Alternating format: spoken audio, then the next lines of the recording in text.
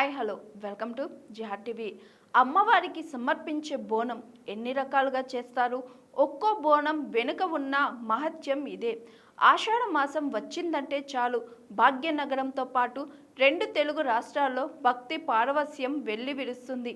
ముఖ్యంగా హైదరాబాద్, సికింద్రాబాద్ జంట నగరాలు అమ్మవారి నామస్మరణతో మారుమోగిపోతాయి. ఊరు వాడ ఏకమై శక్తి స్వరూపిణి అయిన గ్రామ దేవతలకు బోనాలు సమర్పించడం తెలుగువారికి మాత్రమే సొంతమైన ఒక అరుదైన విశిష్టమైన సంస్కృతి. ఇంతకీ బోనం అంటే ఏమిటి? అందులో ఏముంటుంది? బోనం అనే సంస్కృత శబ్దానికి వికృతి రూపమే బోనం. జగజ్జనని అయిన అమ్మవారికి మన ఇంట్లోనే భోజనం తయారు చేసి నివేదించే ఈ అద్భుతమైన సాంప్రదాయం ప్రపంచంలో మరెక్కడా కనిపించదు. తమను తమ కుటుంబాలను ఊరిని ఎలాంటి ఆపదలు రోగాలు రాకుండా చల్లగా చూడాలని కోరుకుంటూ భక్తులు ఈ పండుగను ఎంతో భక్తి శ్రద్ధలతో జరుపుకుంటారు. ఇలా అమ్మవారికి సమర్పించే బోనాన్ని ఎంతో పరిశుభ్రతతో తయారు చేస్తారు. ఈ బోనాలు అనేక రకాలుగా తయారు చేస్తారు. కొందరు బెల్లం బువ్వ బోనం చేస్తే మరికొందరు పచ్చ బువ్వతో బోనం వండుతారు. కోరిన కోరికలు తీరిన కొందరు అమ్మవారికి 1000 కండ్ల బోనం సమర్పించుకుంటారు. ఇందుకోసం రాగి లేదా మట్టి కుండను ముందుగా అందులో నైవేద్యం వండుతారు. దీన్ని కొందరు బెల్లంతో పరమాన్నం వండుతారు. మరికొందరు పసుపు వేసి పచ్చటి అన్నం వండుతారు.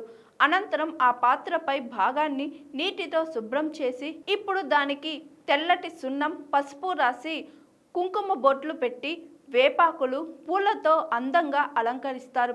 ఇవి 2 పాత్రలు ఉంటాయి.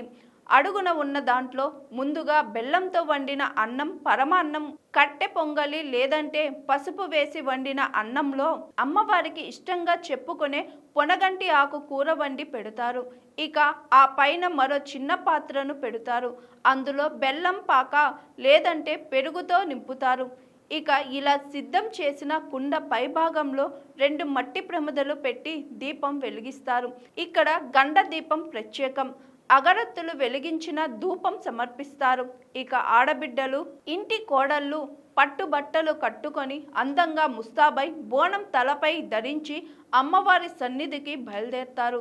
మంగళ హారతులు, పోతురాజుల విన్యాసాలు, డప్పుల దరువుల నడుమ ఊరేగింపుగా ఆలయానికి తీసుకెళ్తారు. ఇక 1000 కండ్ల బోనం కేవలం మట్టి పాత్రతో మాత్రమే తయారు చేస్తారు. ఎందుకంటే ఈ కుండ నిండుగా రంధ్రాలతో తయారు చేయబడి ఉంటుంది. ఒంటి నిండా రంధ్రాలతో ఉన్న ఆ కుండను పసుపు కుంకుమలతో అలంకరించి లోపల దీపం వెలిగిస్తారు. తెలంగాణ ప్రాంతాల్లో ఆషాఢ మాసంలో ఈ బోనాల ఉత్సవాలు అత్యంత వైభవంగా జరుగుతాయి. హైదరాబాద్లో గోల్కొండ జగదాంబిక అమ్మవారి బోనాలతో ప్రారంభమై సికింద్రాబాద్, ఉజ్జయిని మహంకాళి, లాల్ దర్వాజా మాతంగేశ్వరి బోనాలతో ముగుస్తాయి. ఆ తరువాత గ్రామాల్లో శ్రావణ మాసం బోనాల వేడుకల ప్రారంభమవుతుంది. ఇలా ఆషాఢ మాసం, శ్రావణం 2 నెలల పాటు తెలంగాణ వ్యాప్తంగా అమ్మవార్లను కొలుస్తూ బోనాలు సమర్పించడం ఆనవాయితీగా వస్తుంది.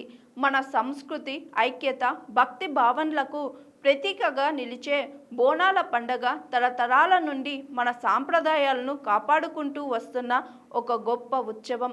ఎల్లమ్మ, మైసమ్మ, పోచమ్మ, ముత్యాలమ్మ, పెద్దమ్మ తల్లి ఆశీస్సులు అందరిపై ఉండాలని ఆకాంక్షిద్దాం. Hi, this is Swathi. Like చేయండి, షేర్ చేయండి, కమెంట్ చేయండి అండ్ సబ్స్క్రైబ్ చేయండి జిఆర్ టీవీ.